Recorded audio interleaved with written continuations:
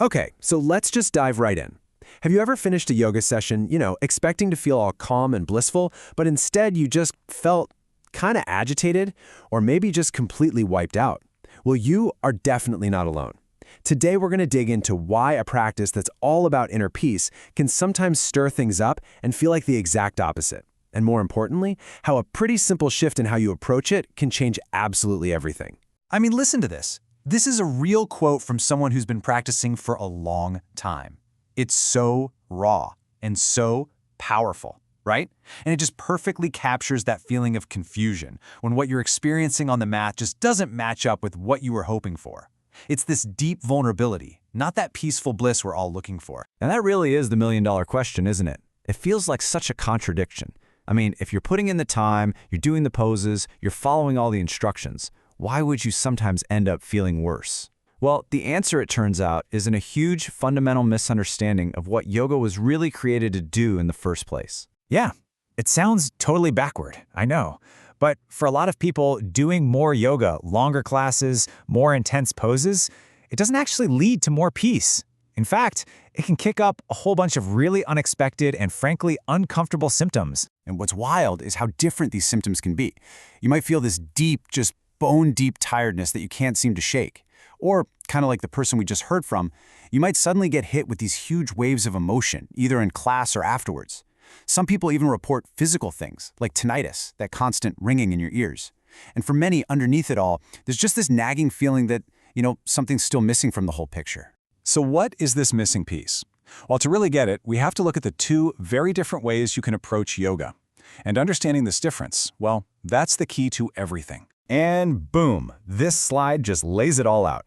Traditionally, the yoga poses, the asanas, they were never the main show. They were the warm-up act. Just a brief, gentle way to quiet down your body and your nervous system, basically to get you ready for the real work, deep meditation.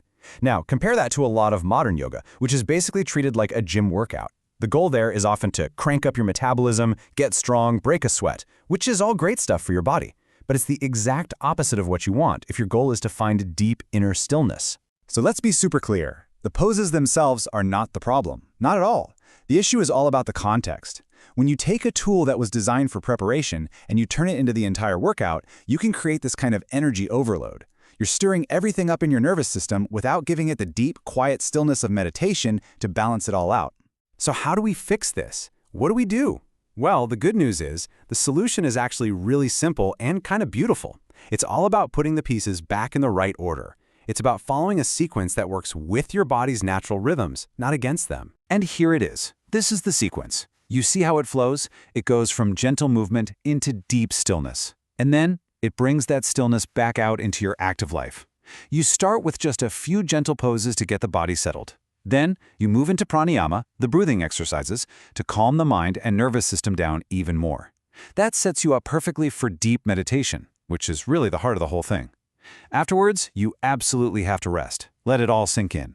And only then, after all of that stillness, do you jump into your workout or just the rest of your day. This quote just nails the logic, doesn't it? You're not using these practices to check out from the world. You're using this sequence to build up this deep well of peace and clarity inside you, so you can then bring that out into the world. You go in, you fill up, and then you come out totally refreshed and ready for anything.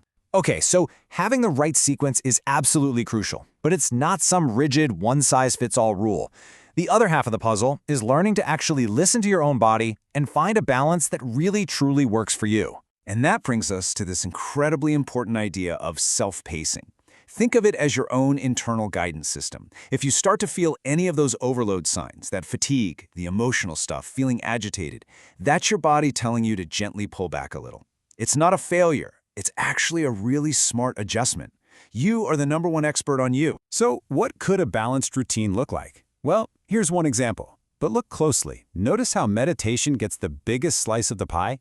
A quick 10 minutes of poses and 10 minutes of breathing is all you really need to get ready for a solid 20-minute meditation. But please remember, this is just a guideline. Your perfect ratio might be totally different, and that is 100% okay. And what about those days when you were just slammed for time? We all have them. This is so practical. If you've only got, say, 20 minutes, don't try to cram everything in. You just pick your priority. And the #1 priority is always the deepest practice, meditation. It's the engine. The other practices are just there to help it run smoothly. Okay, this brings up a really common question, one that I'm sure is on a lot of your minds. Where does my regular workout fit into all this? You know, if I love to go for a run or lift weights, do I have to stop? No, absolutely not. Vigorous exercise is fantastic for you. The only thing to remember is when you do it. See, by exercising after you meditate, you actually help ground all that amazing, blissful, subtle energy you just cultivated.